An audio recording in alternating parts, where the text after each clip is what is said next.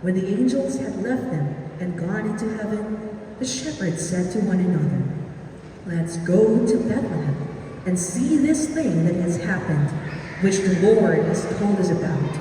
So they hurried off and found Mary and Joseph and the baby who was lying in the manger.